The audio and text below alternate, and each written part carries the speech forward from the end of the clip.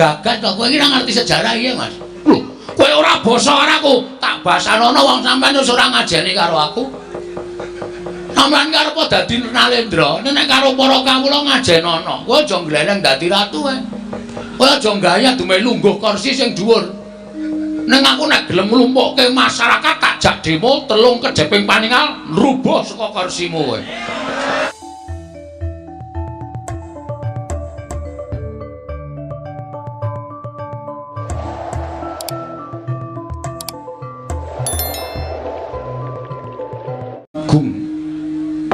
Mugi ngayomana marang Praja Ngamarta sak isinipun nun mangke Koko Prabu dereng sawetawis dangu rawuh paduka Kanjeng Koko Prabu jimat sesembahan kula Koko Prabu pangayoman kula ing Madyapada prapteng delahan ngengrayi ngaturaken pasegan panakrami kunjuk sandhapada paduka Kanjeng Koko Prabu jimat sesembahan kula Koko Prabu Sri Bathara Kresna nun inggih Yayi sakalangkung bombong raos sing manehipun ing Ngraka Indrawati. Dupik kula tampi timbalan Paduka Yayi Prabu Ngamarta. Asung paseganipun Paduka Yayi sampun kula tampi akarya bombong raos sing manah. Namung kemareng kula ngaturaken pudya pangastawanipun ing Ngraka kunjuk ngersa Paduka Yayi Prabu. Mboten langkung kaskecakno anggenjeng ngandika lenggah. Koko Prabu Ndrawati sampun boten kirang prayogi pisawanipun ing Ngraka Indrawati dinten sakmangke menika wonten Praja Ngamarta. Sarawuh paduka Kanjeng Koko Prabu ingkang rayi ngaturaken karaharjan tedhak paduka wonten Praja Ngamarta Koko Prabu jagat wasisaning Bathara Wayahta jagat Yayi tansah pinangangi kawidadan niring sambikala sawanipun ing Ngraka Mandura tansah pinangangi kawidadan niring sambikala durga mendhak kala sirna amung keparenga ing Ngraka ing Mandura ngaturaken salam taklimipun ing Ngraka kunjuk ngersa Paduka Yayi Prabu kadang kula ing Ngamarta. Kula pundi nggo jimat paripih dayanana ing kasantosan. Mboten langkung kaskecakno anggenjeng ngandika lenggah Koko Prabu Mandura. Ampun boten kirang prayogi. Pisawanipun ing Ngraka ing Mandura dinten sakmangke menika wonten Praja Ngamarta. Wah. Kresna kakangku. Aku ngaturake sembahku katura Kresna kakangku. Dimas kadangipun Kakang Werkudara. Siap diatur bekti karo pun Kakang wis ndak tampa. Akarya bombong penggalipun Kakang ora liwat pangestunipun Kakang Tampanana. Ndak gegem dadiake jimat. Bule kakangku aku ngaturake basaku katura. Kadangipun Kakang Yayi Werkudara. Siap di ngaturake bekti karo pun Kakang wis tak tampa kanthi lega legawaning penggalipun Kakang. Ora liwat pangestunipun Kakang Mandura Tampanana. Ndak gegem dadiake jimat. Ora liwat padha prayoga nunggun mulenggah. Yo Werkudara. Kaya wis prayoga praptanipun Kakang ing Mandura. Werkudara yo, kaya wis ora kurang kepenak praptanipun Kakang. Yo Koko Prabu, nadyan kula ngaturaken bekti kula kunjuk. Koko Prabu kekalih Koko Prabu Ndrawati miwah Koko Prabu Baladewa. Yo Janaka. Wis ndak tampa sira ngaturke bekti karo pun Kakang pangestunipun Kakang ing Mandura Tampanana. Arjuna ndak tampa pangestunipun Kakang Tampanana ya pendhingga jimat paripih dayanana ing kasantosan. Mugi kasekcakno anggenjeng ngandika lenggah Koko Prabu kekalih. Yo Janaka. Kaya wis prayoga praptanipun Kakang ing Mandura. Iya Arjuna kaya wis ora kurang kepenak. Koko Prabu sembah bekti kula ngatur. Koko Prabu sembah bekti kula kunjuk. Yo nek kula sedewa. Ndak tampa sira atur bekti kalipun Kakang. Ora liwat pangestuning Baladewa Tampanana. Iya kembar ndak tampa. Pangestunipun Kakang Tampanana kembar. Nggih, kula pun dinggo jimat paripin kasantosan Koko Prabu. Kula pun dinggo jimat paripin dayanana ing kasantosan. Mugi kasekcakno anggenjeng ngandika lenggah. Iya kembar kaya wis ora kurang kepenak praptanipun Kakang ing Ndrawati. Ana ing Datulya Praja Ngamarta dina samengko iki kembar. Saestu damel gagap gugup guragapan raos sing manah. Krana rawuh paduka ingkang sengkan-sengkan datanpa pepoyan. Menawi kepareng kawedaring kathah tumunten kababarna menapa wigatosipun. Nanging menawi wadi tumraping para kadang tuwin sentana. Monggo Koko Prabu kula dherekaken manjing saklebeting kedaton. Pepanggihan catur netra kelawan ingkang rayi Ngamarta pun Darma Kusuma. Wale-wale menapa? Samanipun ing Raka Indrawati titik lenggan sak mangke ingkang sepisan sejatosipun tuwi dhateng jiwananing kadang-kadang kula para Pandhawa. Syukur Yayi. Dene kadang-kadang kula para Pandhawa tansah kinayoman dhateng barokah Hyang Mahanasa. Sedaya awit berkah pangestu paduka Kanjeng Koko Prabu matur sembah nuwun. Kedarang-darang suwanipun ingkang Raka Indrawati prapteng projeng amarta dinten sak mangke menika estunipun mugi andhatosna ing kawuningan. Sawanipun ingkang Raka Indrawati dinten sak mangke nyuwun kawelasan dhateng kadang-kadang kula para Pandhawa. Mugi paduka Yai Prabu sak kadang wonten sukalaning penggalih amadhangi pepeteng ingkang tumanduk dhateng Projeng Ndrawati. Mila sowan kula Blakasuta namung badhe nyuwun senjata pitulung tumbak kenceng mring kadang-kadang kula para Pandhawa supados berat penandang ingkang sinandhang dhateng Raka Ndrawati menika Yayi. Sewu-sewu kalepatanipun ngrayi tadah wadana Koko Prabu. Ngantos kejut raosing manah kula dene paduka paring dawuh rawuh paduka wonten Projeng Amarta nyuwun senjata pitulung dhateng para Pandhawa. Ngemuti bilih paduka menika pengayomaning para Pandhawa, paduka menika pujangganing para Pandhawa. Bebasan Pandhawa menika ngendika seklimah tindak sepecak mboten ate kantun tansah tetarusan lan paduka Kanjeng Koko Prabu. Nanging sabab menapa dene sak mangke paduka paring dawuh bilih rawuh paduka namung badhe nyuwun senjata pitulung dhateng para Pandhawa. Kula nuwun sewu Koko Prabu, mengku suraos ingkang kados pundi dene paduka paring dawuh ingkang mekaten. Ale-ale menapa? Estunipun sampun muda kawis tigang candra etang kelengan dinten sak mangke menika negari Ndrawati kados nampi welak ing Jawata. Negari Ndrawati kados ketaman pegebluk. Mongko sampun boten kirang-kirang nggih kula ngrawuhaken para Brahmana winasih sewa Sugata miyang para nimpuna supados nambak rengkaning praja parandening katindakaken gagar wigar tenantuk karya. Madyaning prihatos kala wau pun kakang nampi sasmitaning gaib.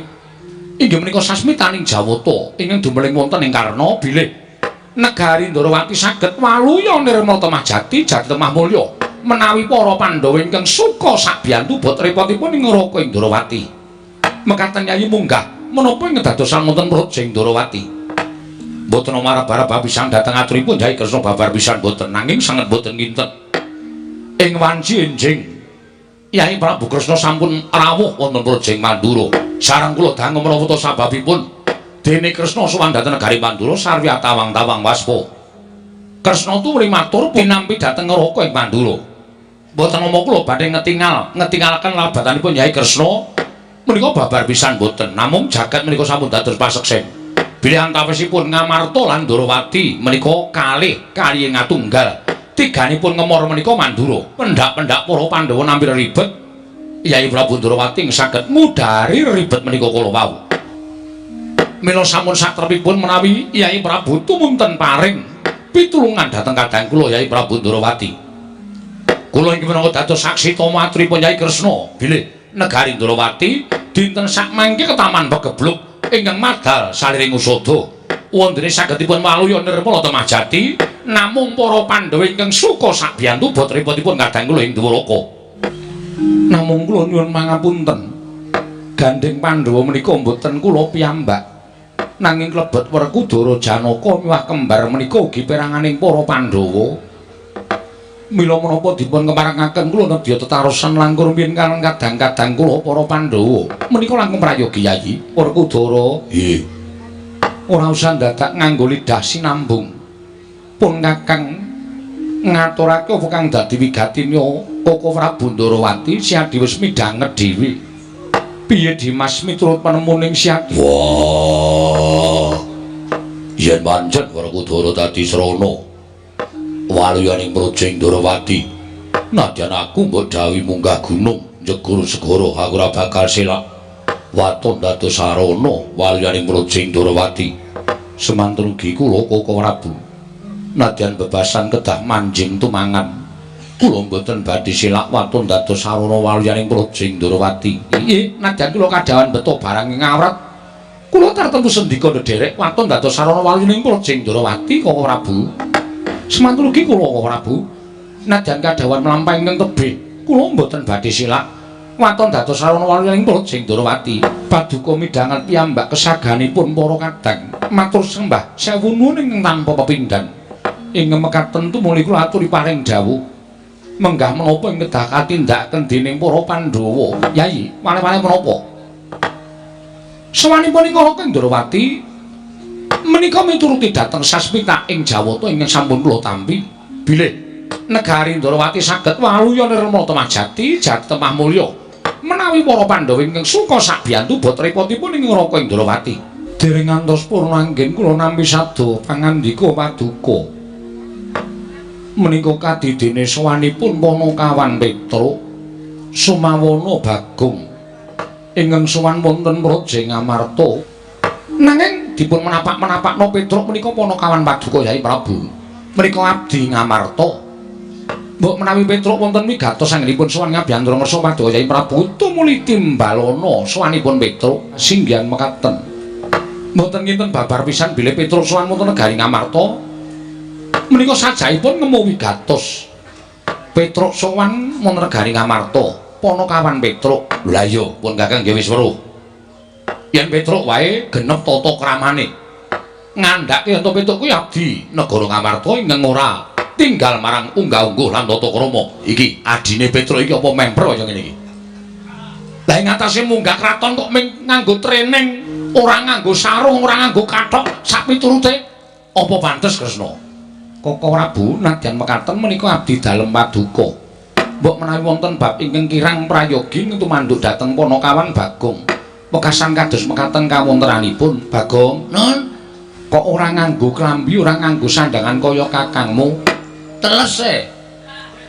karang nggih nganu kudanan terus kula pepe lah niki mau dijakane Petruk terus langsung budal sing penting kula niku ora colong jupuk kula ora tumindak ala arepa sandangan kula elek kaya ngeten sing wigati rak pokoke kula tumindake apik lho lah iya aku yo mung ngandani yen to nganggo tata krama nggih nyuwun ngapunten diapunten nggih ya wis ora apa-apa sesuk meneh nek sowan ratu ngandhani nganggo ingkang jangkep ngono nggih dumunten katimbalan nama wigatosipun Petruk dene sowan wonten negari Ngamarta menawi sekinten sowanipun Petruk menika sae Paduka Yai Prabu Kedang Legahi Bawa Laksana nanging menawi namung bebudhak banyu bening kawontenan praja ing Ngamarta kedahipun Petruk dipun emutaken Panakawan Petruk sawise satata nggonmu ngadhep ngarsaning ingsun padha rarja sapraptanira Panakawan Petruk nunamit pasang Kalimantabi tinebine ngilodoni dumawahing tawang-tawang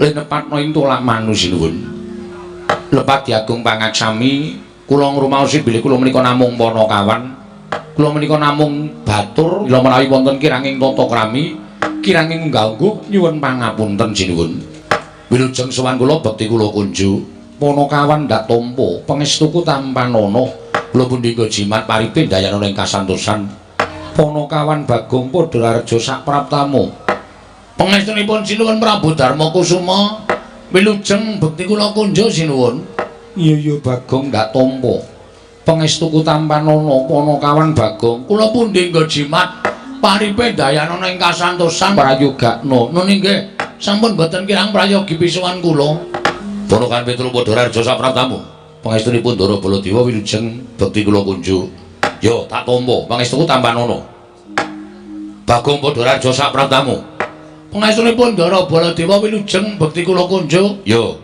prayogakna nun nggih sampun boten kirang prayogi Petruk kantong bolong padha raja sapraptamu sinuwun Ndarawati wilujeng bekti kula kunjuk pangestuku tampanana Petruk lho niki kula pun dinggo jimat paripe Panakawan Bagong padha raja sinuwun Ndarawati wilujeng bekti kula kunjuk nggih Den iya Bagong pangestuku tampanana Panakawan kula pundi nggo jimat paripe dayana ing kasantosan Bagong dalem Den slamet tekamu pangestunipun wilujeng prayogakna nun nggih sampun boten kirang prayogi Ndara Petruk dalem Den slamet tekamu wilujeng bekti kula kunjuk yo pangestuku tampanana nun inggih Panakawan Petruk Bagong padha raja Ndara Janaka wilujeng bekti kula kunjuk Ndara Janaka wilujeng bekti kula kunjuk Panakawan Petruk lan Bagong padha raja Ndara Kembar wilujeng Den bekti kula kunjuk Ndara Kembar wilujeng Den bekti kula kunjuk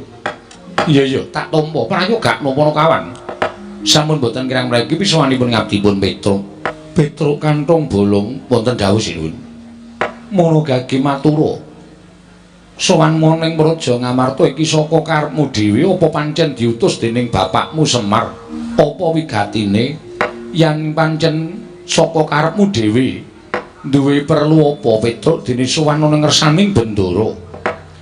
Namung sadèrèngipun kula matur kepareng kula ngaturaken tebah Siti Sekul binunteling ngron klapa. Apuren ta mbok bilih wonten lepat kula anggen kula munjuk atur sa paduka sanata.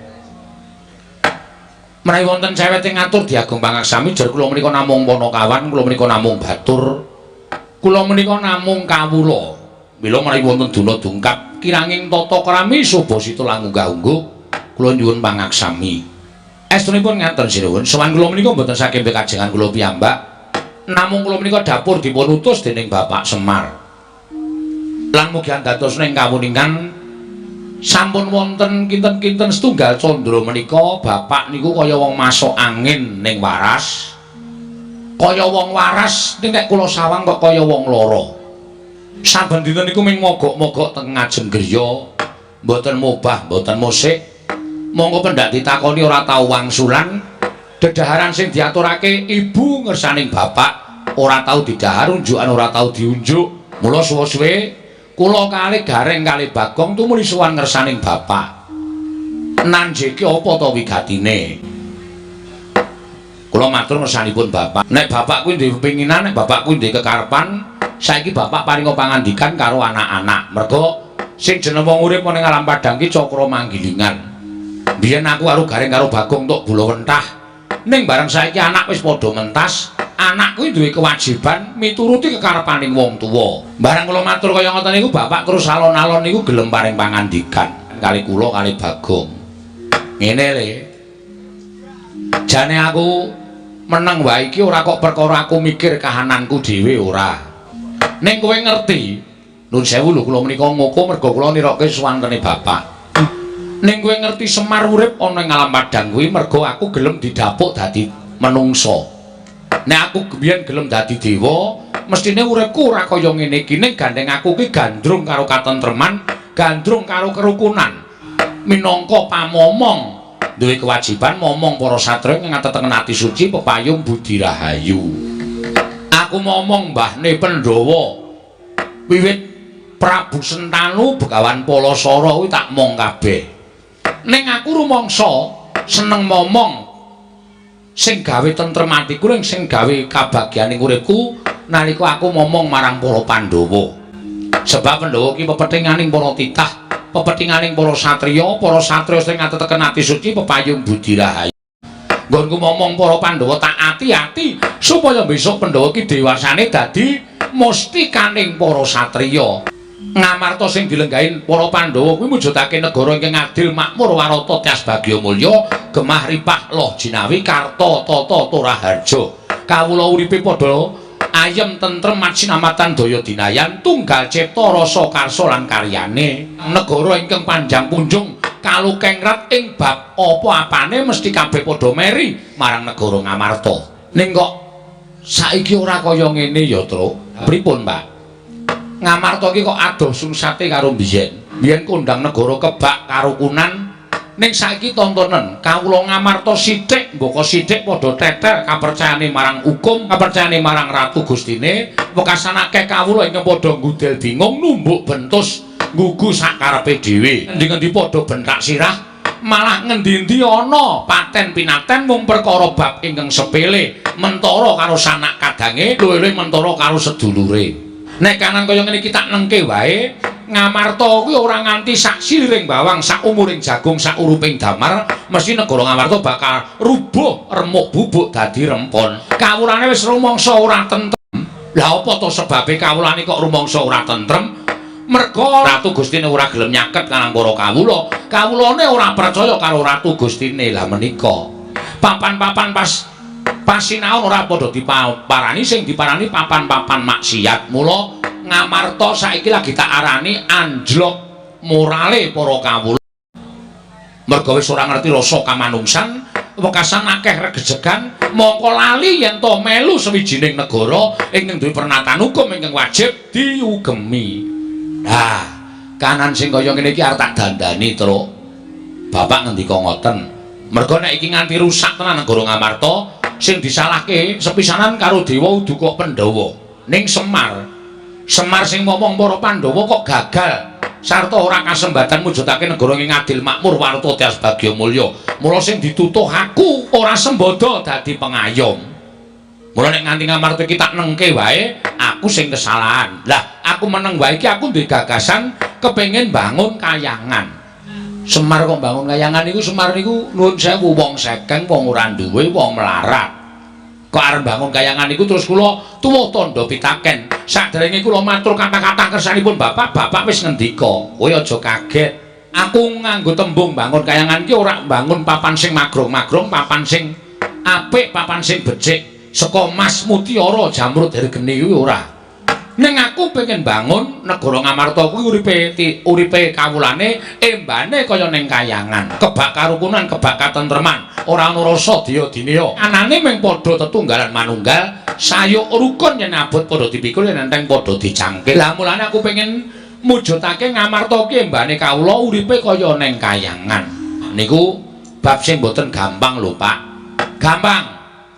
Waton Pandhawa gelem rawuh ning Karang Kadempel. Sinambimu di Pustaka Jamus Limasada, aku iso mujudake kayangan sing mapan ana negara Ngamarta. Merga Pandhawa tak kanthi dadi siji karo para kawula. Pandhawa tak kanthi nyawiji karo para kawula. Merga kawula kuwi ora perlu dinahi dhuwit, ora perlu dinahi brana picis, ning dicedhaki rasane, dicaketi karo pangarepe. Kawula nek dicedhaki artine dening para pangarepe niku mboten sah diwenehi napa-napa. Panjenengane mesti bakal sengkut gumregut bangun negara merga wis rumangsa digatheki karo Ratu Gustine. Sowan kula ngersanipun Sunan Prabu Darmakusuma menika ingkang sepisan ngaturaken sembah bekti ingkang angka kalih nglulusaken gegayanipun Bapak. Inggih menika mboyong para Pandhawa rawuh wonten ing Karang Kadempel sinambi mundi Pustaka Jamus Myang Jimat Limasada mujudaken negari ingkang adil makmur warata tias bagya mulya. Wis rampung kok. Wis kare ngenteni jawabane piye? Menawi nganti Sinuwun Darmakusuma kersa rawuh ning Karang Kadempel awak dhewe ngaturake panuwun. Nek ora takoni alasane apa. Nek nganti ping diaturi rawuh ning Karang Kadempel kok semaya gedhe-gedhene ora kersa kuwi. Wis nek ngono Pandhawa kuwi pancen ora ngerti karo bales budi. Petro dalem. Aku tak taren karo kadang-kadangku dhisik ya Petro. Oh monggo, langkung prayogi taren. Merga menika mujudaken satunggiling pirembagan supados samangke saged kasembatan panjenenganipun Bapak Semar. Menawi panjenengan sarujuk Ndara Werkudara ora cocok, menika ya ora bakal mlaku. Mula 5 cacah menika kedah manunggal dados tunggal.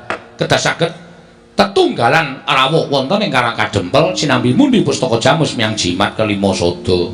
Miturut penemumu piye Dimas ature Petro?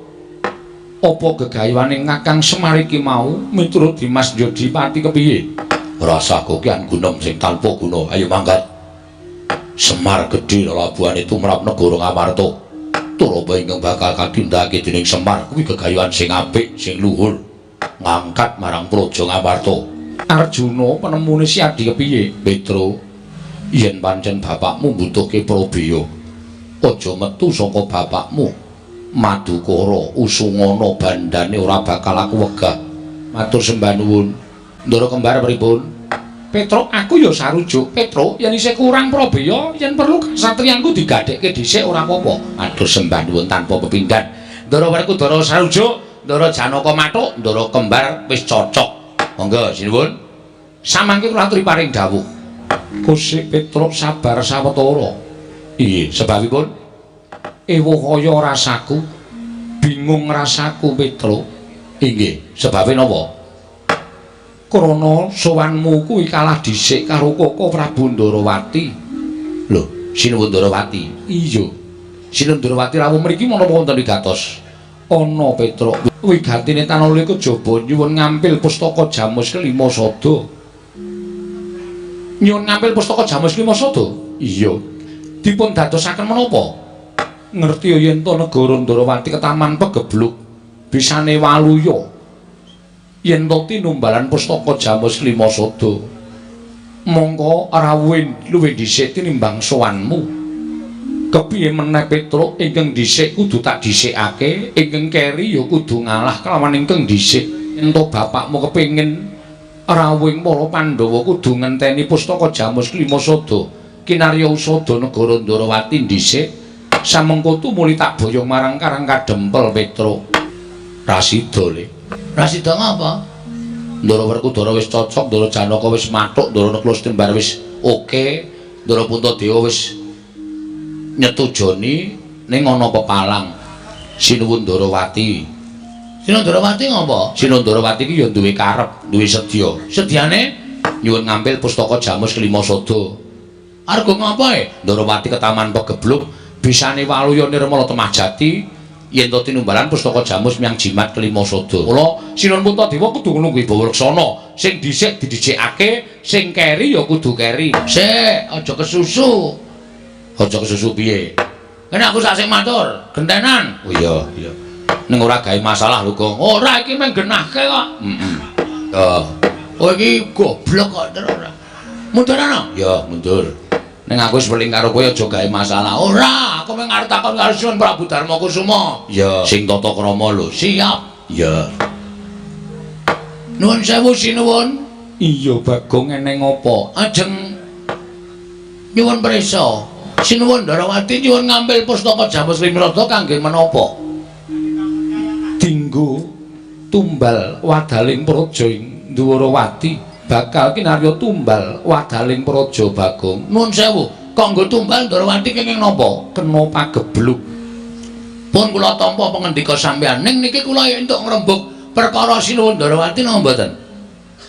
Ya wis sakarepmu Panakawan. Nek entuk ajeng kula jelaske. Nek mboten apa-apa, kula nyuwun palilahipun Sinuwun Prabu Darmakusuma. Sira arep matur apa, Bagong? Namung atur keterangan. Iya. Matur keterangan sing kepiye? Pegebluk utawa welaking Jawata. Niku nuwun sewu, niku diparingke sing gawe urip dhateng papan sing pancen menungsane niku ora iso dikandhani. Kon tumindak apik ora gelem tumindak apik. Niku dewa mesti paring pagebluk kalih papan niku. Sranane digawe napa mawon, larang sandang, larang pangan niku sing gawe Gusti. Kula aturi metung sinuwun. Nalendra lenggah siniwaka menika nuwun sewu, sampun ngantos gampil gugu dhateng aturipun sinten kemawon. Mboten mawas menapa menika Nayaka lan Punggawa kudu dipetung nganggo nalar sing ganep. Saniki kula tak takon. Ngastina niku sing dadi Ratu Prabu Duryudana. Sak urawane teng mriku enten Sengkuni, teng mriku enten Durna. Niku menungsa pendak dina do gawe dosa. Ora kok ora ke Taman Pegebluk. Terus saniki kula tak nyuwun besok karo sampeyan. Negara sing ratune Titis Dewa niku negari pundi? Negara Ndarawati. Negara Ndarawati. Iya, Panakawan Bagong. Titising Sang Hyang Bathara Wisnu. Saiki negara sing ratune ratu lumrah, ora Titis Dewa, ora ke Taman Pegebluk. Kok negara sing ketunggon Ratu Titis Dewa kok ke Taman Pegebluk niku nuwun sewu. Napa ketemu nalar? Lah niki, enten niki panjenengan niku aja gampang percaya. Ratu niku nek gampang percaya morat-marit negarane. Ratu niku nek ora nggunakake paningal batin, ming paningal lair tok, morat-marit negarane. Nuwun sewu. Jaman sak mangke menika aja percaya karo wong sing paling cedhak kali panjenengan. Nuwun sewu rencang sampeyan. Merga ana tetembungan kedung jero iso dijajaki ning atine menungsa sapa sing ngerti. Akeh sing kanca tegel karo kanca, sedulur tegel karo sedulure dhewe merga mung kepengin kedulungan derajat pangkat, merga mung kepengin kedulungan bondo donya. Nuwun sewu saniki pertanyaannya ya nek iki Kresna tenan, nek udu ayo. Terus pustaka Jamus Klimasada digawa nata Ndarawati, digawa teng negara Ndarawati. Dienggo tumbal niku apik-apike mung dipendhem. Monggo dipendhem niku ora bakal bali meneh. Monggo pustaka Jamus Klimasada menika panggesanganipun para Pandhawa. Nek nganti Pandhawa koncatan pustaka Jamus Klimasada, wong sing ora seneng karo para Pandhawa arep gawe kampitunaning Pandhawa, arep gawe cilakaning Pandhawa. Monggo pusaka wis kebaca dadekke tumbal. Sampeyan wis ora duwe pusaka Jamus Klimasada, wong sing ora seneng karo Pandhawa, gawe cilakaning Pandhawa gampang. goleki Kresna sing gawa wis ora ana. Napa sampean mboten cilaka? Iya, Bagong. Nuwun sewu lho, kula ora arep obong-obong siji lan sijine. Ning niki benerke kahanan supaya kabeh menika iso kelakon ora ana sing dirugekke. Semar niku karepe Pandhawa rawuh 5 cacahe teng Karang Kadempel. Ora ndek niat napa-napa. Pandhawa ora pisah karo Pustaka Jamus Limasada. Ning nek pusaka mangparingke Sinuwun Darawati menggo tumbal wis ta, yakin ora mulih pusaka. Ora bakal bali teng tanganing para Pandhawa. Pandhawa kelangan Pustaka Jamus Limasada. Nah, wong sing ora seneng karo para Pandhawa gawe cilakaning Pandhawa. Niki ngeten Sinuwun. Niku terserah sampean. Ajeng mangparingke Sinuwun Darawati napa kula ing kula suwun kula aturi gatosaken aturipun Bagong. Petang-petang teng penggalih panjenengan. Bener sapa? Ngoten. Nek apik mangparingke Kresna nggih mangparingke Kresna, nek apik mangparingke Bagong nggih mangparingke Bagong. Ning nggih niku, nek diparingke Kresna menggo tumbal, nek diparingke Bagong ora pisah karo para Pandhawa prapteng Karang Kadempel. Ngatos-atos lho. Saniki akeh wong nyewake sandangan wayang wong. Nek nganti niki panjal maning menungsa sing niate menghargai rusak negara Ngamarta terus nyilih nyewa sandangan wayang wong wujude Kresna mengargo apus-apus. Wah, sampean cilaka. Yakin niku. Bagong. Ponokawan Bagong. Mudyar kowe. Kowe ngunek-unekke Sinuwun Darawati kakangne nesu. Terus? Kowe kakangne sapa? Kakangne Bagong. Kakangne nesu kok kakangku ora nesu. Nggih, Tru. Ponokan Bagong. Wonten dawuh. Aku tak takon karo kowe gage wangsul ngopi takonku ade pertitis. Derajatmu ya apa? Batur, kok ngene kok ratu. Ponokawan ki papane ngendi? Teng isor. Kula menika namung kere. Ing atase derajatmu ki weng batur kok dlangap-dlangap ucapun. Kowe wani nyes Maranata Darawati, kowe adikku lanang. Suwe-suwe tratapane. Nuwun sewu, kula niku mboten ajeng wantun, kula niku mung ngreske. Kula niku mung benerke, ning cocok mboten. Nek Pustaka Jamus Limasada niku ajeng dibeta teng Darawati nggo tumbal niku mung dipendhem. Mengko dipendhem niku ora bali. Kula ngemutke Sinuwun Prabu Darmakusuma aja nganti gampang maringake Pustaka Jamus Limasada. Napa kula ngenten iki salah? Salah. Kowe salah ora nyawang karo derajatmu. Saniki kula tak takon, sampeyan iku titahe sapa? Titahe sing gawe urip. Kula ya titahe sing gawe urip. Kowe karo aku ki padha, Mas. Sing bedake mung derajat karo pangkat. Di mata Tuhan kita itu sama. Sama-sama manusia. Aja sok tumindak kaya ngono kuwi, aja sok ngelokke kowe kere. Kowe gedibal. Kowe iki mung elek nyolok mripat. Dosa, Mas. Aja gagas kaya ngene iki, aja ngunekke kawula sing elek kaya ngene iki, aja ngunekke kawula sing ringkih kaya ngene iki. Sampeyan iso dadi ratu niku mergo tak coblos rai sampeyan. Samane ngunanake karo Bagong kleru. Napa kula kluput? Kula ngemutke ratu Gusti kula. Napa kula kleru? Kula ngemutke ratu Gusti kula. Prabu Puntadewa niku ratu Gusti kula. Nek ratu Gusti kula enten napa-napa nganti cilik lara gedhe mboten wonten, kula wajib ngemutke ratu Gusti kula sing kleru. Apa kaya ngene iki dianggep salah? Salah perkara derajat pangkat, derajate nggon endi, pangkate nggon endi? Dumeh dadi ratu galak. Tangger iki wis saiki ayo muni ya.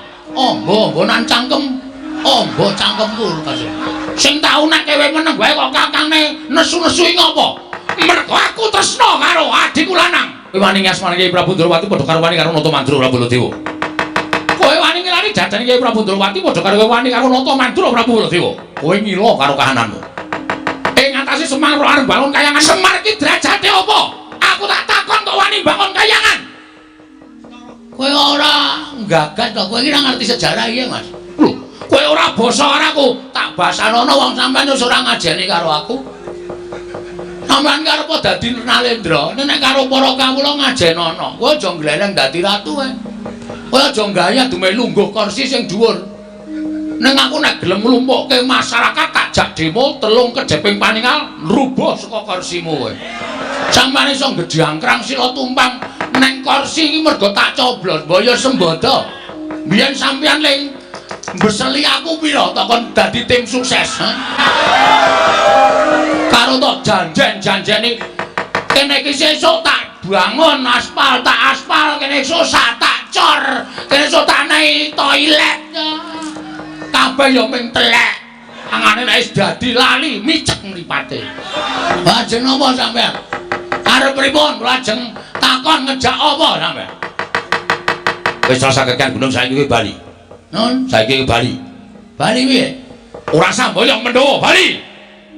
Kowe ora wedi karo aku. Kowe ora wedi karo aku. Yen nganti aku iku nesu, ana apa kawan tak glandang nenggala, kowe mati. Salah, Mas. Pati uripe Bagong ora ning tangane Baladewa. Apa kowe ponakane sing gawe urip apa piye? Mati uripe manungsa iki ora gumantung karo kahanan apa wae, ning gumantung karo sing gawe urip. Arepa sampean duwe nenggala ampuh niku ora tumrap sampean. Ning ampuh ing pusaka, ampuh ing ngaji-aji menika nek diridhoi karo Allah Subhanahu wa taala. Nek Gusti ora ngeparengake pusakamu ki ampuh, mbok tok tamake apa-apa ora bakal ampuh. Ngono? Ya jalo piye tokno nek ora percaya. Nek iso mlebu ning wetenge Bagong berarti aku dimestekke mati saka tangane Prabu Baladewa. Nek Bagong ditamani nenggala ora apa-apa, kewirangan ngono kuwi ora di karo Baladewa. Ora mboten wedi karo sampean. Bebasanipun ngaten sinuwun. Sakranjang koprak ngendikaning Prabu Baladewa, kula lebetke kuping kiwa tak tokke kuping tengen. Ning sekelima ngendikaning Sinur Prabu Baladewa bakal kula agem. Badhe kula agem lan badhe kula estaaken dawuhipun. Ngono cetha kowe wani karo Baladewa. Cetha kowe wani karo Baladewa. Wis saiki bali kandha karo bapakmu. Bapakmu iki kon eling, bapakmu iki kon mulat karo kahanane. Bapakmu ki wong sekeng, bapakmu ki wong ora duwe. Kok arep bangun kayangan iki gablek apa? Mbok kon ngilo karo cengele. Mbok kon ngilo karo kahanane. Ora ndelok karo kahanane bapakmu kuwi. Ndeng ngarepe Prabu Baladewa, Tru. Iki wis kelewat ukuran menungsa iki. Tegese piye? Sing dinyak udu aku neh, ning babe. Babe sapa? Babe Semar. Bapak ki wong sing paling tak hormati, Tru. Piyai sapa ngendikake bapak ki tangan tengene sing gawe urip. Mula sapa sing wani karo bapakne kuwi bakal entuk hukum sing ora ana pangapura selawase urip. Bakal nampa rekoso uripe ora wanging kanugrahan ditutup. Wong urip ning donya ki nek lawanging kanugrahan ditutup arep ngopo wisan? Wis ora duwe pengarep-arep apa-apa. Mula nek nganti bapakku dieceh karo Ratu Mandura Baladewa iki aku ora trima lho. Gong iki malah dadi geger kriwikan, dadi grojokan, geguyon, dadi tangisan. Mulya ana. Kalakonane dhewe nang kene. Edan Malah nyemprot-nyemprot idune Prabu Baladewa. Piye? Kowe aja sak kepenakmu dhewe ngonekke aku. Karepmu piye? Kowe ngonekke aku kaya ngono. Karepmu piye kowe ngonekke bapak? Melek mripatmu kowe. Kowe ngonekke bapak wong sekeng gedhi bal 17, wong elek nyolok mripat. Tok sawang saka ngendi, ha? Aku wis ranggo basa-basanan karo kowe. Percuma kowe tak basani. Wong kowe iki duwe derajat, duwe pangkat. Ning kowe ora ndek unggah-ungguh, ora ndek tata krama. Terus saiki kowe ngecek karo bapak wong sekeng. Tak tonton saka ngendi aku tak takon. Kowe takon wong semene iki sing do kerep ndelok wayang. Kowe ngerti nek bapak iki ora wong kene, bapak iki dewa. Sang Hyang Ismanta ya, Tru. Ismaya, ha? Ismaya. Ismanta apa Ismaya? Ismaya. Sang Hyang Ismaya kuwi kakane Bathara Guru.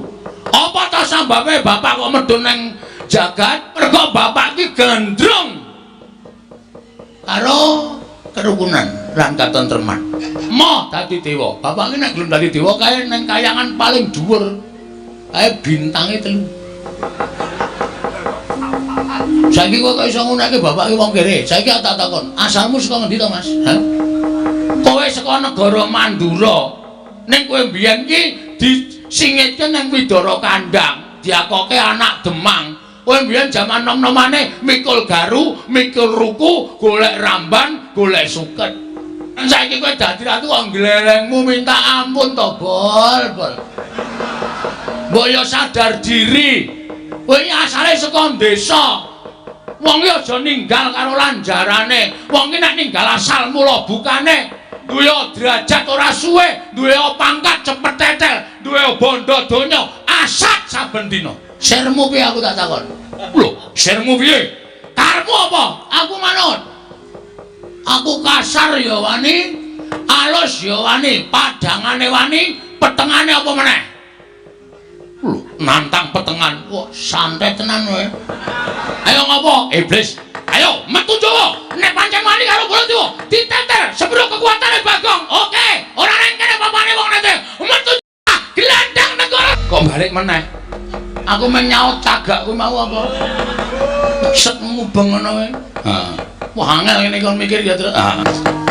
Bagong piye kabul kawusanane? Kula tak metu mawon mungsuh Prabu Baladewa. Lah kok ora sida matur? Wis lak jame mungkin ndak dikira kewengen iki wis. Ya ngoyak Baladewa kok malah ning kono ya. Mboten kinten bilih kamuntranipun praja Ngamarta tumunten kados mekaten, Yayi. Malah kula menika estunipun lingsem dene Koko Prabu Mandura lah kok nglanggati pikajanganipun para Panakawan. Kepareng paduka kados pundi menapa kliranana kula medal Jawi ngemutaken dhateng Koko Prabu Mandura sampun ngantos kalimputing patrap. Inggih Koko Prabu kula sumanggaaken. Namung kula suwun sampun ngantos dadosaken pulayan kula nyuwun pamit Yayi. Ngakang ora kepengin yen to negara Ngamarta dadi pasulayan. Mula Dimas matur marang pun Kakang sapa ingkang mantes nampa pustaka Jamus nyang jimat kelima sada. Aku percaya marang kabijaksananing barep. Arep mbok paringake Kresna kuwi ya kabijaksananmu. Mbok paringake Panakawan kuwi ya luwih prayoga. Monggo. Aku percaya marang barep. Nanging saora-orane Dimas ndak suwun paring ngatur kelawan pun Kakang matura. Kudu penging katindakake supaya aja kongsi kleru nggonipun Kakang maringake pusaka. Gandeng iki mangsa kala wis ngancik bedhug tengange. Nglakonana panembah ing wanci bedhug. Sawise nglakoni panembah, wah, bareng kakangku ndak suwun ngucapake asmaning Gusti marambah makaping-kaping nganti entuk wenenganing sing gawe jagat. Kadanging pun Kakang Dimas Werkudara pun Kakang ngaturake panuwun kanthi cara mengkono pun Kakang percaya lamun Gusti bakal paring pepadhang tumraping negara Ngamarta. Kula kinten menapa dipun ngendikaken Kakang Mas kula rumaja lan kula mathuk Koko Prabu tenen para wadyabala lan kawula aja nganti ing wedha kasempyok ing aradan Werkudara. Nggih. Siadi metu njaba tatanan para wadyabala aja nganti ning kengkena aradaning peperangan. Yo ngestake dawuh. Babar pisan budana kang padha sebengsun kundur kedaton kaya wis ora ana dawuh maneh Dimas Harya Werkudara. Aja nganti dawe gegeran. Awak dhewe ngalah wae ayo mulih. Matur karo bapak nek awak dhewe ora sida mboyong para Pandhawa ingkang sinambi mundi pustaka Jamus Klima Sada. Iki tak sawang saka kadohan sinuwun Mandura licik. Licik piye, Truk? Ora wani temandang dhewe ngadoni awake dhewe ning tak sawang ngawe anak-anak Pandhawa Ndarantarja, Ndarakarkaca, Ndarantasena. Kuwatire ngatiku nek dandang dikandhake kuntul, kuntul dikandhake dandang. Artine kasunyatan dikandhake beda karo sing wis kelakon. Iki mesti awake dhewe digawe luput karo Sinuwun Mandura dikandhake awake dhewe dadi wong kleru. Anak-anak Pandhawa do ngoyak karo awake dhewe nek nganti wani kowe karo aku malah cilaka. Ora ngerti tata krama ing atase batur kok wani karo Bendara. Apa ya iso awake dhewe ngalahke karo anak-anak Pandhawa? Terus rencanamu ke depan? Mulih. Mulai piye? Mulih matur bapak nek ora iso mboyong para Pandhawa. Terus nek mulai ngono ki rumasamu wis rampung masalahe apa? Nyatane sing goleki awake dhewe anak-anak Pandhawa, Gong. Malah justru anak-anak Pandhawa kuwi dikandhani. Nek pancen arep ngetokke bektine karo wong tuwa, mbelani karo wong tuwa, mbelani Sinuwun Prabu Mandura ki dikandhake sak nyatane. Anak-anak Pandhawa ki nomloman. Bocah nomi keladuk wani kurang geduga. Nek nganti terus tanpa ngerti sangkan parane ora gelem nampa alasane awake dhewe, kowe karo aku diajar piye? Sik, mulai ki ya ana hitungane lho, Truk. Ana hitungane piye? Kowe saiki tekan ngarepe bapak. Oh. Terus matur karo bapak, "Pak, aku ora iso mboyong para Pandhawa. Merga pustaka Jamus Klima Sada diasta Prabu Kresna." Terus saiki aku tak takon, "Bapak nampa aturmu sing kaya ngono kuwi iki gelo apa ora?" Gelo, mesti gelo. Nah, mongko kowe ngerti to watake bapak? Semar kae ora iso didelok kanthi netra waloka, Tru. Semar ki nangis durung karuan atine sedih, Semar ki guyu durung karuan atine seneng. Nek tok nganti tok lapori, Pak, aku ora iso mboyong para Pandhawa. Semar ming mesem ning atine keloro-loro. Petruk anak sing dipengpengke kok ora iso mboyong para Pandhawa. Percuma utusan kowe karo aku tekan negara Ngamarta. Terus gelo atine bapak ki dingu nganti tekan bapak ora ana. Ayo bayangno. Nek aku mituruti karepe wong tuwa, maju musuh anak-anak Pandhawa, aku mati. Luwih becik mati mbangane kowe urip ora iso ngabekti wong tuwa. Ha nek cara aku, Truk, mulih wirang. Ning nang kene bakal tekani pati. Aku trimo nang kene. Mergo hitung aku wirang karo mati, nek aku milih mati. Kok iso ngono? Ha irang ki ora bakal ilang selawase urip. Arep wis suwe nggone tumindak ala, raine ki duwe sastra wirang. Saiki wis ora kelingan. Nek kelingan dielingke karo sanak kadang sedulur bakal wirang meneh. Wirang ki ora bakal ilang selawase urip. Nek mati wis karurane ora ngrasake apa-apa. Entar malah uripe. Ngono ya, Le. Nek ngono piye miturut kowe? Maju terus. Pantang mundur. Mungsuhe anak-anak Pandhawa. Justru kuwi bocah wingi sore kok kowe kalarut bayi wingi sore ta, Truk? Wah, ora sembodo karo le menyang mau gong. Aku saiki rada sir-siran atiku. Rasa dilangke. Kok rasa dilangke? Dilangke le sir-siran. Oh. Saiki kowe tak pikir, mulih wirang ning nang kene mati. Mati osisan nek cara aku malah ora masalah. Terus saiki tak takon. Wong mati ki rak mung 3 perkara ta, Truk? Apa wae? Mati utama, mati madya, mati nisna. Mati utama, matine wong labuh bener.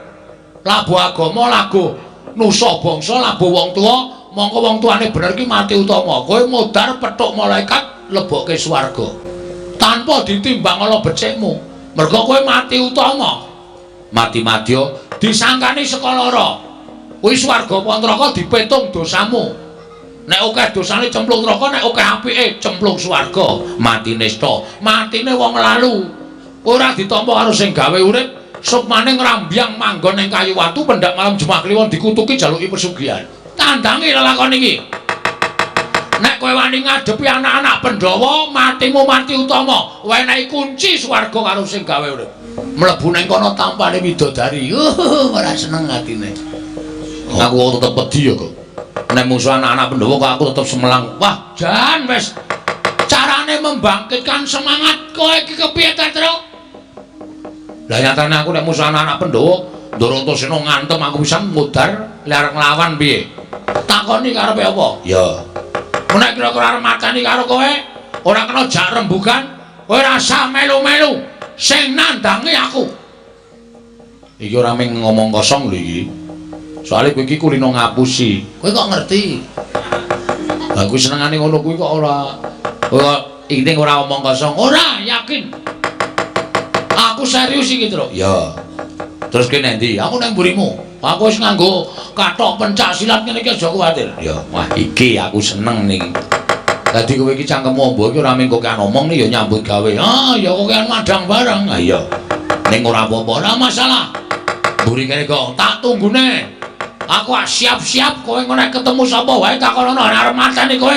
Arep mateni aku jawilen tak ajahe, Truk. Ya, tenan ya kok. Konane nek kira-kira arep mateni awak dhewe, kowe tak jawil. Siap, rasa kuwatir aku tak mikir jurus. Oh iya.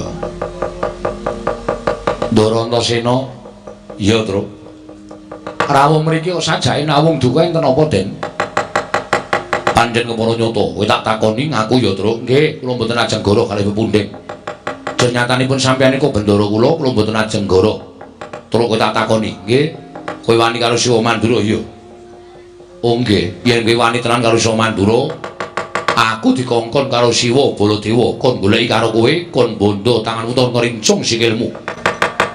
Nek kowe ora gelem, nek kowe bangga aja nglakon dosa, aku yang bakal mula sara karo kowe. Mangkene to.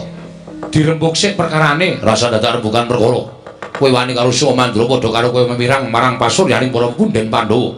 Memirang karo anak-anak Pandhawa, kowe abdi sing ora ngerti tata krama, abdi sing ora ngerti unggah-ungguh. Kowe mirang-mirangke pepundhen Pandhawa mongko manuta tak bondo tanganmu tak krinco sikilmu Petruk. Ayo Gong, Gong. Ayo. Gong. Sik, wetengku lara itu. Aduh. Wetengku lara banget iki. Lah terus piye iki? Sik, lara tenan iki, lara sak nduwur-nduwure barang gitu. Oh apa? Waduh, tekan pulung ati ya Truk rasane. Asam lambungku munggah. Mangke enten. Perkara kula ajeng mangcekel monggo ning nuwun sewu.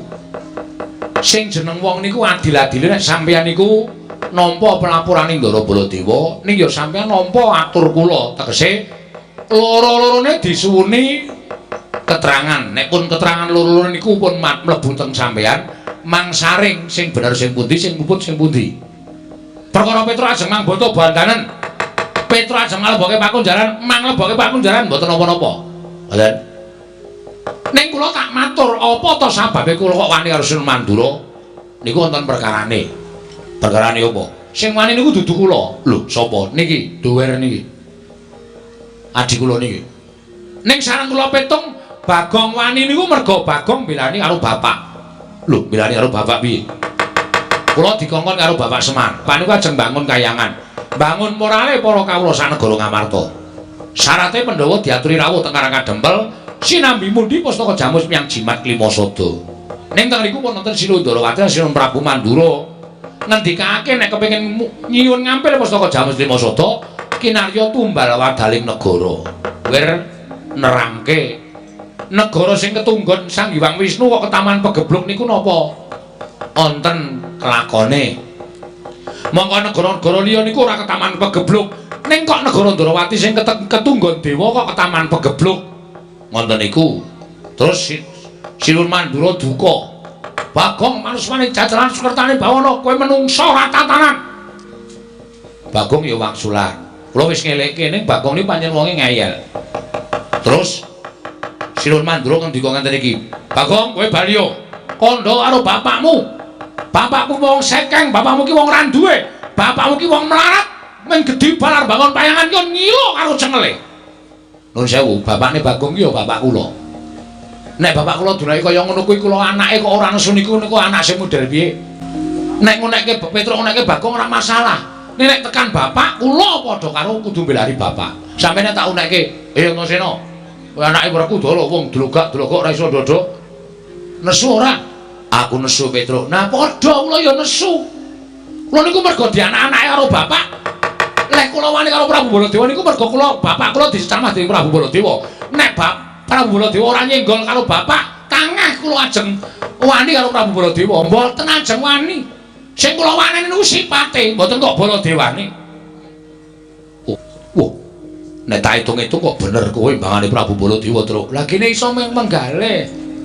Bejo kowe rung tak cekel. Nek tak cekel apa aku ora dosa karo kowe? Nah, ngoten niku lho, Kyai Nom niku aja grusak-grusu ning dipetung.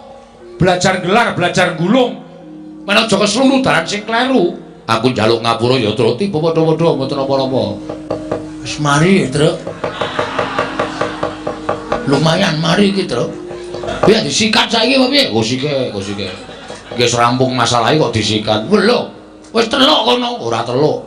Mergo tak rembug. Oh ya wis terus ki rembugane. Ya. Sikat saiki Truk ora. Iki men tanganku ku mlawe men kena wetengmu kok. Tak ora nek njawil. Ning kowe aja seneng-seneng. Kok kula entuk seneng-seneng sing tekan kene ora ming aku. Sinten? Kakang Garwaca, Kakang Antarja. Nek aku iso dijak rembugan apik-apik, nek Kakang Garwaca, Kakang Antarja ora iso dijak rembugan. Kowe kudu ngati-ati. Waduh. Berarti niki mengke do tekan niki. Iya, goleki kowe bondo karo kowe. Waduh, Kok tentrepku to?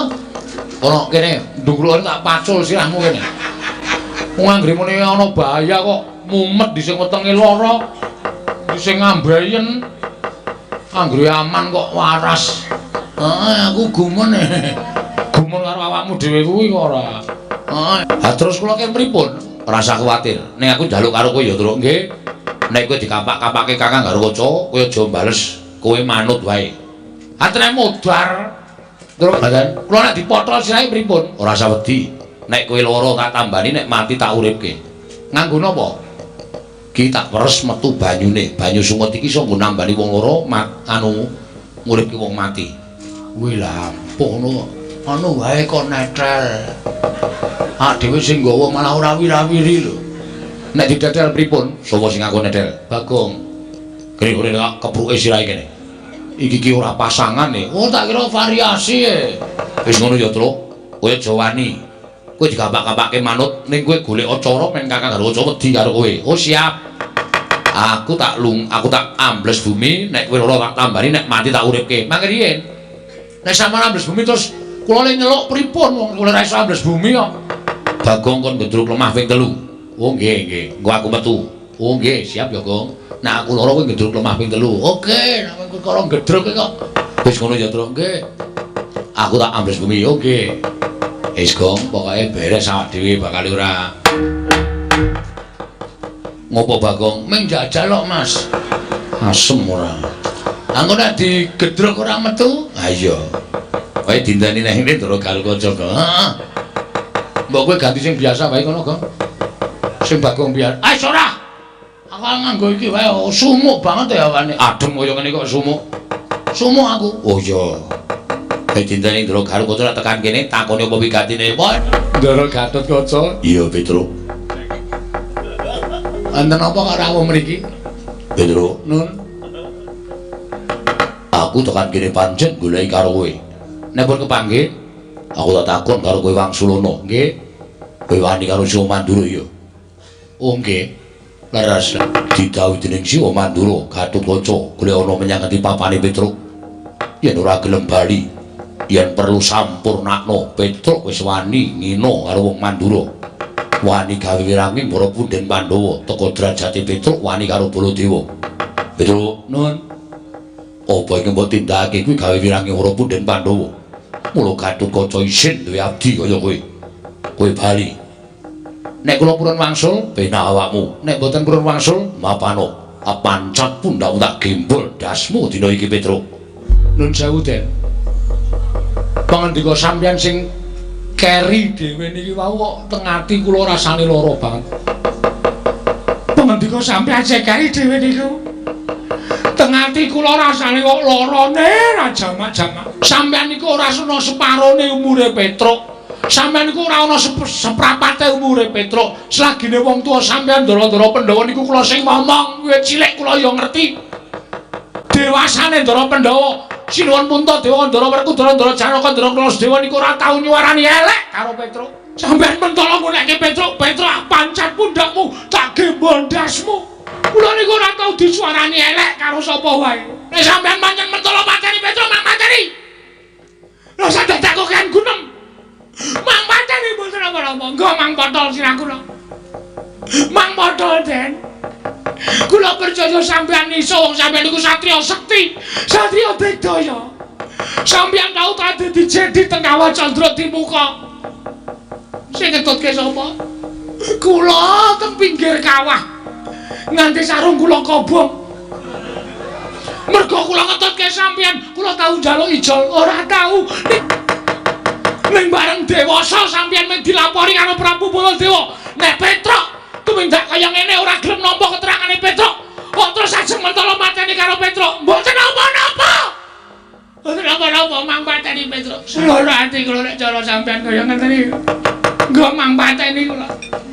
Mang pateni pun mang potol. Mang potol niki kula drat-dratane tenggen guru niki.